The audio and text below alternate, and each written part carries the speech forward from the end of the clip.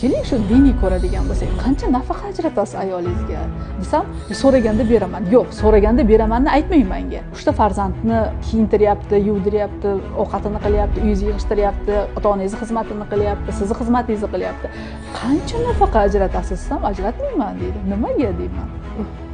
O'zi bundoq olganda, xotinni majburiyati, vazifasi haqida talashayotgan bo'ladi-da, lekin seni ham deyman, majburiyating bor uka. Ayolingga nafaqa ajratsang, bu o'zini mayda-chuyda ko'zga ko'rinmaydigan xarajatlari uchun xursand bo'lib ishlatadi-ku. Bu xursand bo'lsa, kuchga to'ladimi? Seni yana ham yaxshi ko'rishni boshlaydimi? Sen kelsang, seni ko'rib ko'zlari yonib qoladimi?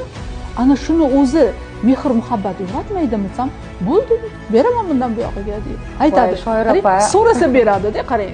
Men aytaman, sen so'ramasin.